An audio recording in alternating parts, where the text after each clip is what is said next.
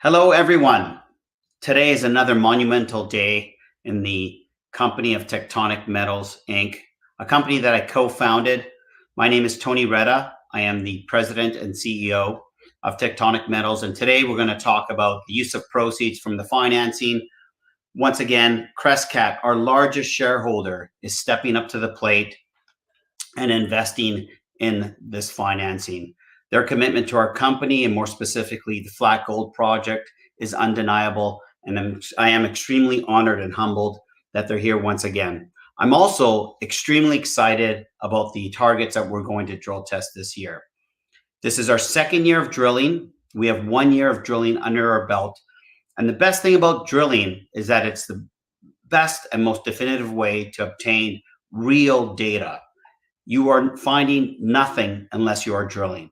So the targets that we have delineated are very compelling by the fact that they have multiple layers of geological data saying, let's drill now and let's drill these targets first. So I'll talk about those targets.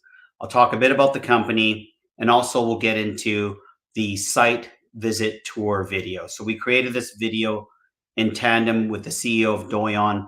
That's Alaska's largest native regional corporation and also our second largest shareholder.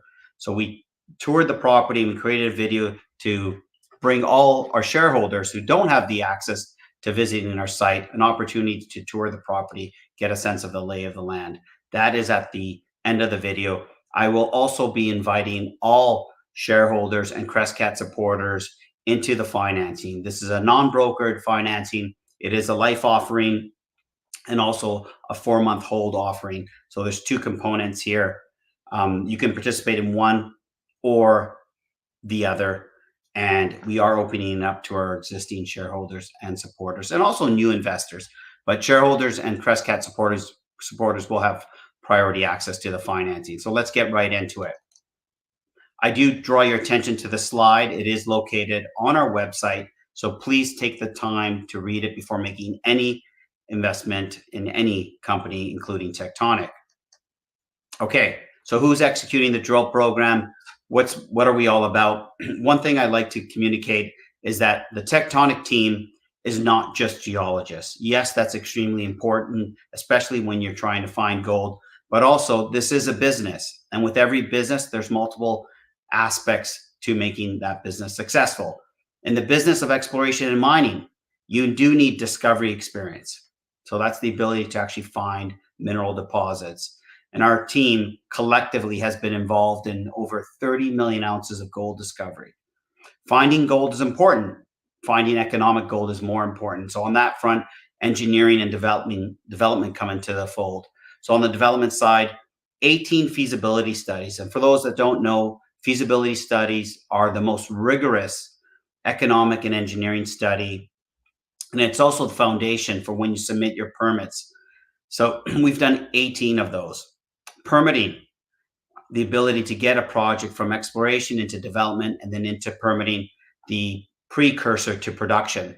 Our team has collectively permitted 20 projects.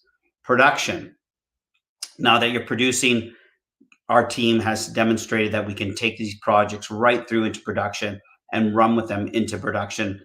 M&A is the other sort of leg of the stool that's extremely important. That's mergers and acquisitions. And again, collectively, over 3.7 billion in transactions. And then the gas to the vehicle, what makes things run is capital. And we've been able to collectively raise over $2 billion. So we definitely present a team that has done it all on all fronts.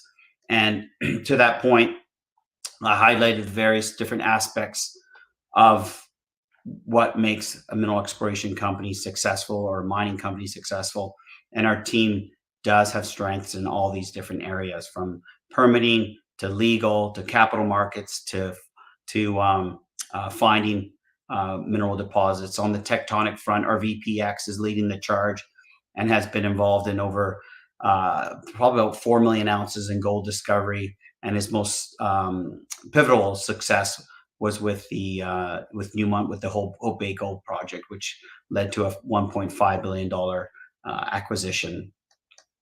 Also, the engineering front, we do view flat as a heap leach opportunity That is one path. There are multiple paths for extraction of gold, but on the engineering front, we have Mark and Fred. And then on the structural front, we have the three individuals down on the bottom there that have actually been very instrumental in leading this year's charge on the exploration front.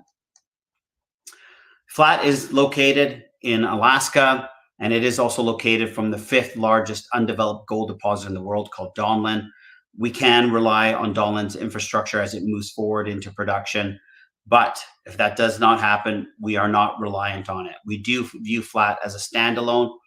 And to that point, on site, we have a 4,000-foot long airstrip that can accommodate a Hercules plane. This is the largest cargo airplane available. It's also used in the military. And our video at the end of this presentation will show one of those planes landing on site. We landed 4 of those last year. It was our first year of drilling. If you were to come to site, we would then pick you up in a side-by-side, an ATV, or a Ford F-150 pickup truck, and we would take these dirt and gravel roads that lead to most of the mineralized zones. We can also connect to this commercial barge landing site. And there is nothing more cheap than bringing materials to and from site via commercial barging. So we're very lucky to have that access to that. Flat is flat when you get on top of the plateau here. One of our targets is called Chicken Mountain. Chicken Mountain is not a mountain. This is unglaciated terrain. When you get on top of these plateaus, it's flat for several kilometers. And thankfully, Mother Nature has positioned the mineralization on top of these plateaus. These plateaus represent intrusion targets. And because mineralization starts at surface, and because the topography is working in our favor, we do see an open pit opportunity. There is no overburden here on this property. Mineralization starts at surface. You get right into the pay dirt or the pay rock here. Moving along here, we don't just have one intrusion target. Chicken Mountain is the largest intrusion target, but we have 5 others. So a total of 6 targets. And what I definitely want to highlight here, as you see on the left, this is an aerial view. You can see the intrusions in the topography, and you can also see them in the geophysics. So there's a direct one-to-one correlation. And the geophysics have worked as a tremendous, reliable, 100% effective tool in identifying these intrusion targets. And each target has the potential to be its own company maker. I don't say that lightly. If this was located in the public domain, you would have one company exploring each of these intrusion targets. Thankfully, the Native Corporation, that happens to be our 2nd largest shareholder and also the landowner of this property, has consolidated the land position. They selected these lands back in the day during the Alaska Claims Native Settlement Act. And so now we have access to all of these targets. And we're very excited to have a massive land position here. And all of these targets are potential deposits to ourselves. We're going to focus primarily on Chicken Mountain for this presentation. And one of the other compelling indicators of a large gold system, yes, we have the 6 district scale anomalies or intrusion targets, but we also have placer gold draining from each of these targets. And you can see here on the far right, the amount of recorded placer gold, 419,000 coming out of Jam. Chicken Mountain, 954,000 ounces. Chicken Mountain has been credited as the primary bedrock source for all of this gold. And this is the 3rd richest placer mining jurisdiction in all of Alaska. If you see here, if you look here on the right, you'll see the pink or the blush pink. Those highlight that those lines represent placer producing creeks. This is recorded placer production with the USGS of all these streams and creeks in the area, a total of 1.4 million ounces of recorded placer production. And you can see, for example, we zoom into Chicken Mountain here. That's the largest blue blob or the geophysical anomaly or the primary intrusion target. You can see all of the placer gold draining from this. This was one of the first things that really got me excited about this property. The fact that we have free gold in the streams or creeks tells us that the gold could be potentially free milling, but it also tells us that we're dealing with something large. Big deposits leave big footprints. Well, show me the evidence that tells you or shows you that you're dealing with something large. 6 intrusion targets, placer gold. Next thing, the golden soil anomalies. That's highlighted here in the red and magenta dots. This is unglaciated terrain. So what does that mean? Well, the glaciers didn't scrape the top layer away where you have to trace back the mineralization or the golden soils back to the source, the bedrock source. What it also tells us, in conjunction with the fact that we have 74 drill holes that have gone into this golden soil anomaly, every drill hole has intersected gold mineralization. That tells us that we can trust the soils as an exploration tool. 100% drill success rate when drilling underneath golden soils. It also tells us that the soils are mimicking the mineralization below your feet and also telling you the potential size of the deposit. And 4Ks is a behemoth of a project. If we just look at the 74 drill holes, we have 1.8 kilometers of drilled strike down to 300 meters. That would rival most deposits or footprints out there.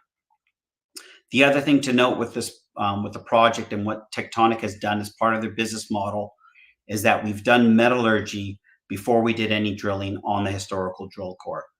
And we obtained greater than 96% gold recovery on average.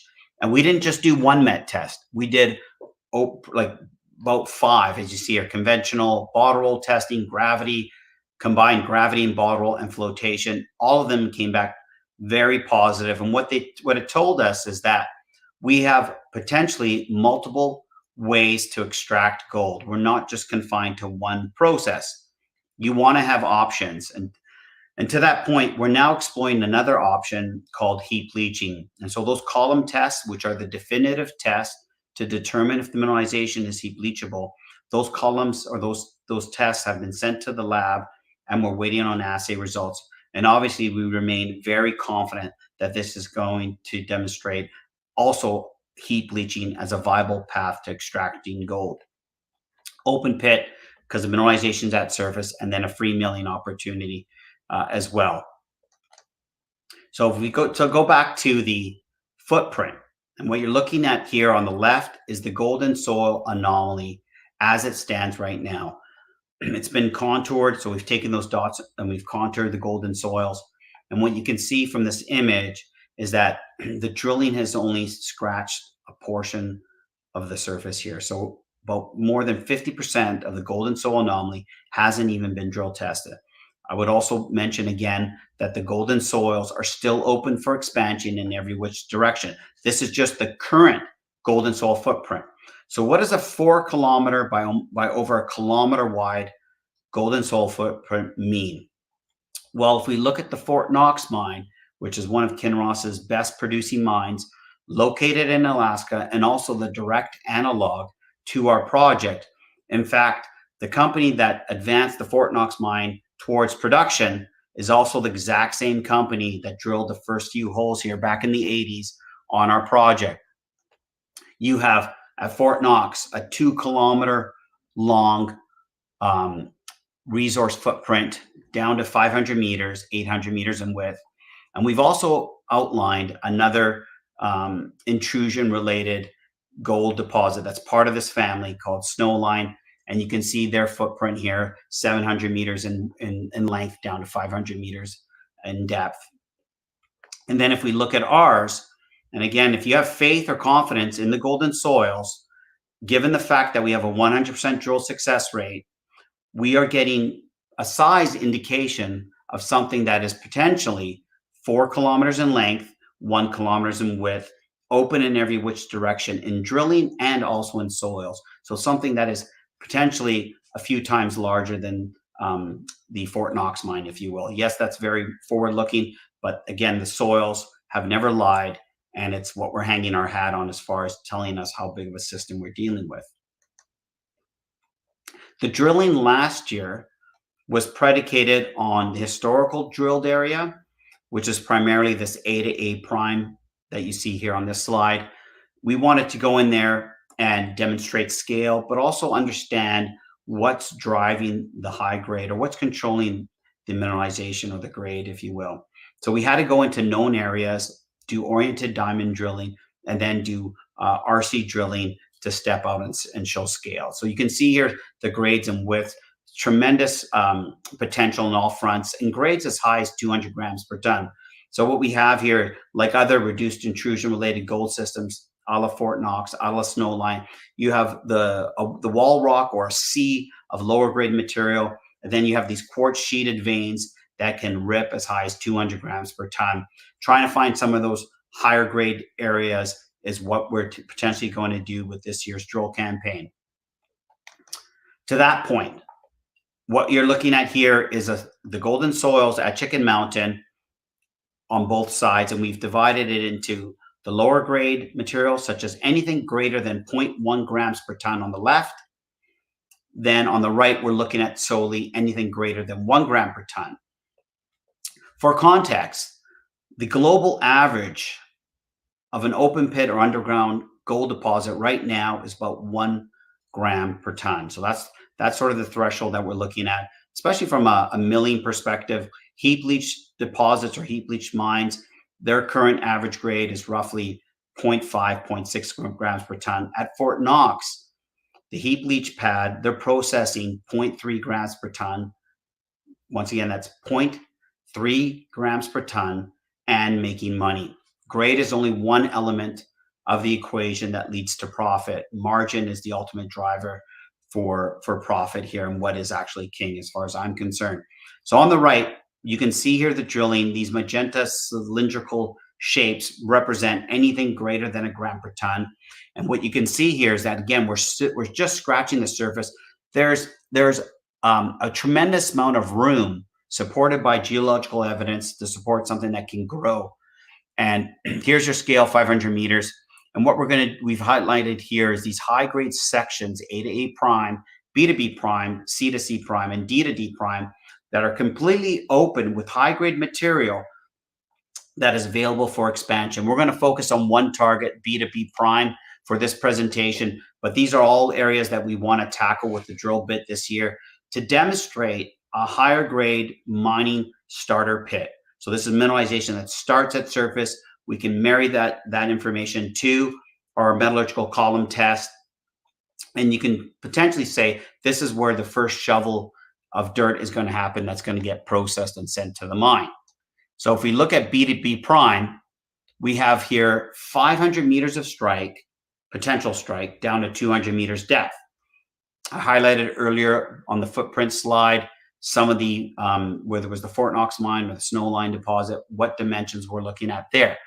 So here, we're only showing material or grade that is greater than 1 gram per ton. Just because you see a black line here does not mean it's dead. We're just focusing on higher grade material. So you have these holes here that are ending in mineralization. This one, for example, 37 meters of 1.3 grams per ton. The hole underneath it, 22 meters of 1 gram per ton. Remember, the global average grade of an open pit or underground deposit right now is about 1.04 grams per ton. Here up top, you have 27 meters of 6.65 grams per ton and no drilling completely to the right of it. Also at depth, completely open. Then to the left, you have one trench down in here that ran over 1 gram per ton material sitting all by itself and no drilling underneath it. This, in many ways, could be a deposit that a company would be very happy with. And again, remember, this is just B to B prime. We haven't talked about A to A prime or C to C prime or D to D prime. This is one area that is completely open that could be transformative for our company. The other areas that we want to target are brand new kilometer-long targets. They are backed by layers of geological data that highlight and scream multi-million ounce potential. So on that front, the area we were looking at was Chicken Mountain, which is right in here. If you can see my cursor, there's a prominent structure trucking through here. We're now going to go into Addit Happy Creek. That is one of these targets. And then we'll talk about the Alpha target, which is where the Flat Creek drains into.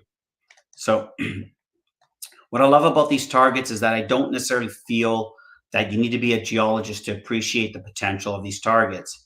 And what I always say, and with anything in life, it's obviously great if you can communicate a story or you can communicate the facts, but show me, don't tell me.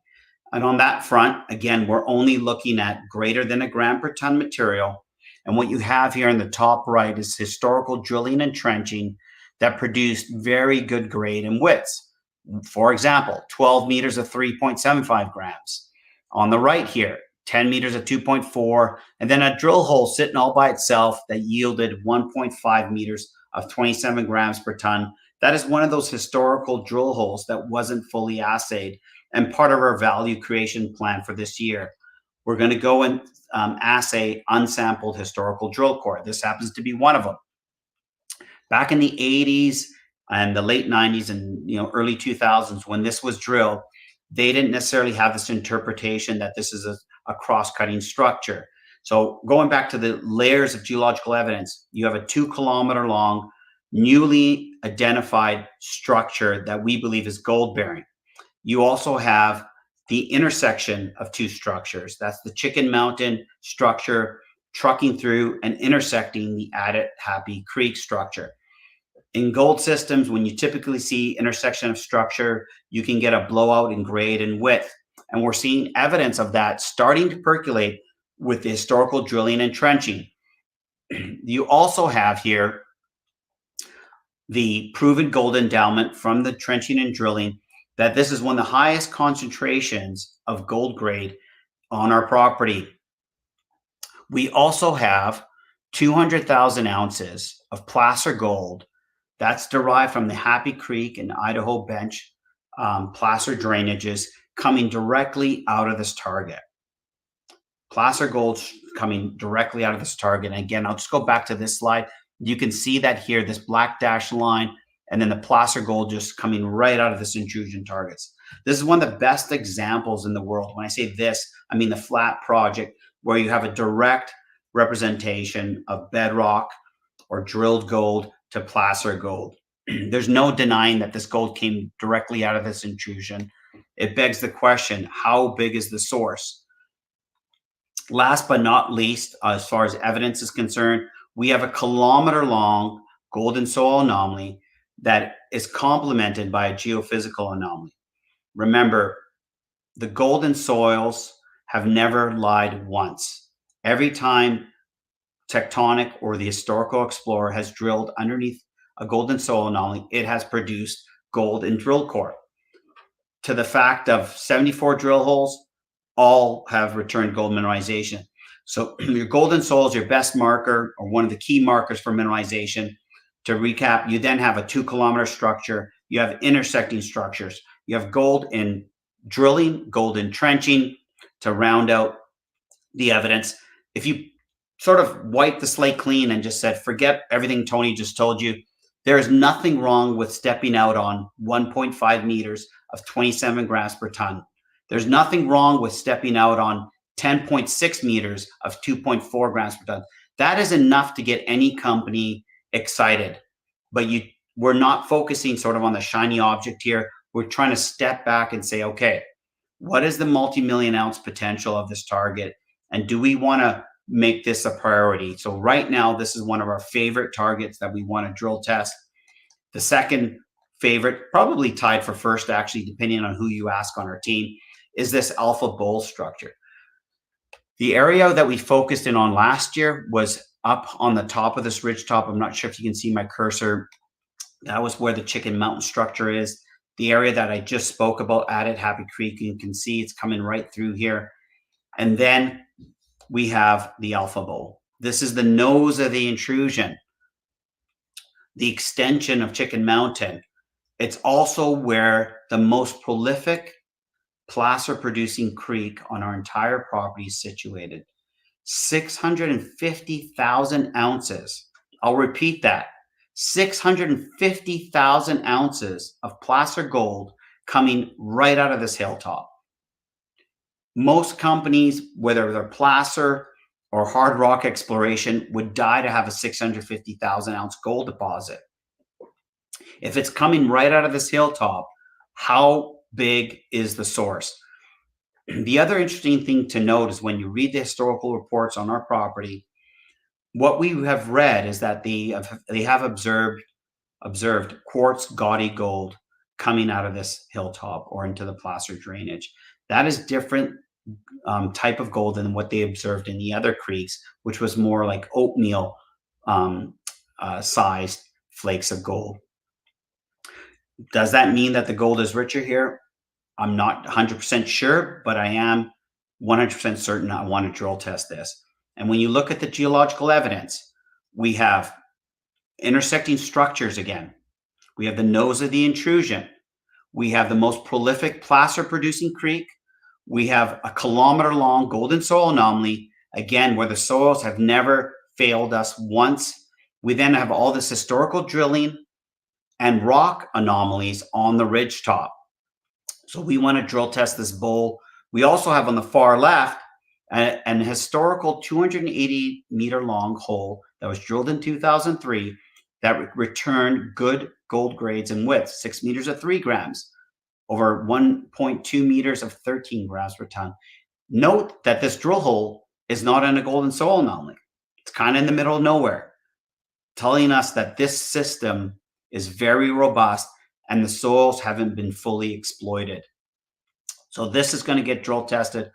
Going back to that Fort Knox snowline golden soil footprint, you have kilometer-long footprints or targets here that are telling us that we could potentially be much bigger than the current 1.8 kilometers of drilled strike.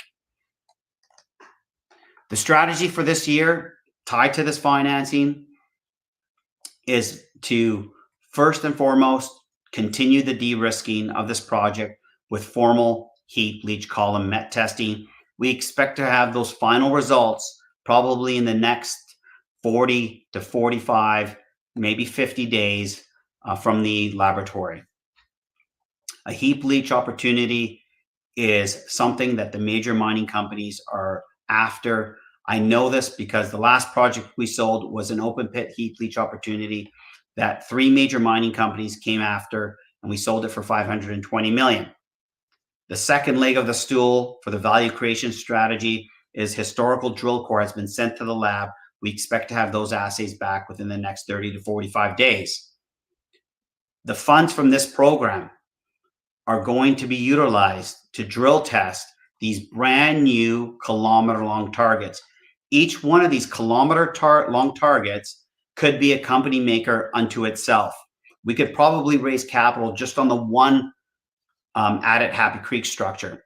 I say that because you have golden soils, you have historical drilling and trenching, you have placer gold, you have geophysical anomalies, golden soil anomalies, intersecting structures. That is very compelling, and that is just one area of this project. We also want to drill test those potential high-grade starter pits to understand more what's controlling the high grade, and is this the area that you would put your first shovel. High-grade gold open in every which direction. Very compelling, very exciting. I will talk about the share structure. We've taken the position every year to raise capital and put that money to work. To that point, almost every dollar we raise, we put approximately 85% or 85 cents of that dollar into the ground. If you're not drilling, you're not finding. Our shareholders have been extremely supportive and continue to reinvest in our company. For those that don't know, Doyon Limited is the landowner at Flat and also one of Alaska's largest native corporations. There's nothing speaks more loudly than having a native corporation or a shareholder say, here's my capital, we want to invest in you, we want you to explore this opportunity. If you take the shareholders and the Tectonic team, our public float's about 175 million. We have great volume and just over $1 million in cash right now in the bank. The financing will be, the funds from the financing will be utilized predominantly to go explore Flat this year with a drill program targeting at least 5,000 meters, and we'll be pushing for 10,000 meters depending on the size of the capital raise here. To recap, we have a team that is supported by very well-known, respected resource funds and one of Alaska's largest native corporation. Our shift in the game involves engaging early, doing production agreements on all our assets, including flat. These production agreements, we've done most of the heavy lifting that we can run with these agreements into production. Flat does have a 100% drill success rate. All 74 holes, including Tectonic drill holes from last year, have returned gold mineralization. We have 1.8 kilometers of drilled strike. That is your worst case or your base case scenario. Base case scenario, 1.8 kilometers of strike down to 300 meters. That is a phenomenal base case to work with. On the sort of catalyst, what's going to create value, metallurgical column testing, historical assays, drill testing, and drill assays right through till the end of the year. If anyone is interested in participating in this financing, we are giving existing shareholders and Crescat supporters first access to the financing. Please reach out to us directly, info@tectonicmetals.com. It is a non-brokered financing, which is something we've done numerous times in the past. There is a video coming up here. I encourage you, just a little bit longer, tour the site, hear from the people behind the company, myself and the Doyon and the CEO of Doyon, as we take you, the viewer, on a tour of our flat project. Thank you for your time. Look forward to chatting with you. Please do not hesitate to reach out if you have any questions or comments.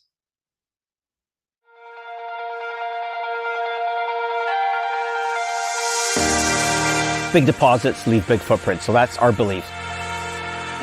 We look for geological evidence that supports a large mineralizing system. We don't care about 500,000 ounces. We want to find a tier 1 deposit. We had success in the Yukon, a successful mining project, but also good success with the community and the First Nations there. We wouldn't be here if it wasn't for Doyon. So we want to acknowledge that we're on Doyon land and we're working collaboratively together to ultimately find a mine that benefits shareholders and stakeholders. So Doyon is an Alaska Native corporation created by Congress when they passed the Alaska Native Claims Settlement Act 1971. We are the regional corporation for Interior Alaska, so we're a very large region with a fairly small population. Congress told us to select a lot of our own land back, so we have a little over 12 million acres. Congress also told us to be a for-profit business and go out and make money for our shareholders, who are Alaska Native people. We had 9,081 shareholders in 1972. We have about 20,500 shareholders today.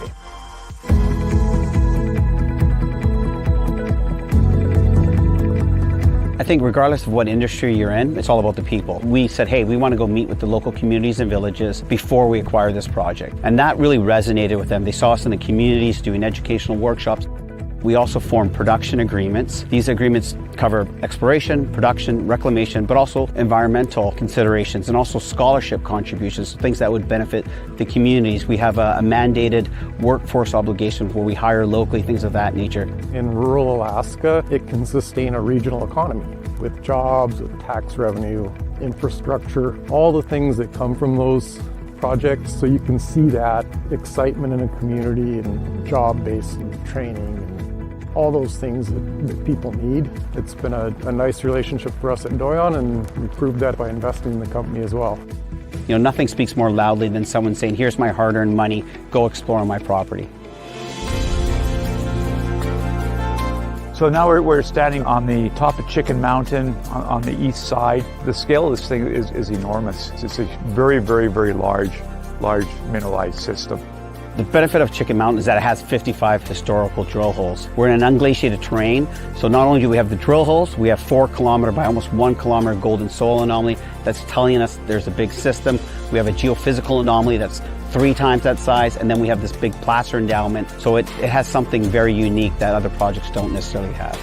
There's a 20-year gap of exploration in here, which is, to me, it's an unprecedented opportunity to explore using these modern techniques.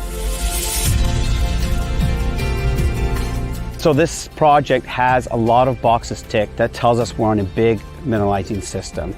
The opportunity to put together a significant gold resource is very promising, and be able to work on something of this caliber, it's kind of a geologist's dream. What's a really important aspect of the future is to get some resource projects or other cash economy into our rural communities. So it's an alignment of values as much as anything. To say I am proud of the relationship with Doyon would be an understatement. We wouldn't be here if it wasn't for them. And trusting us to work on their land is a huge endorsement, and so we value that significantly.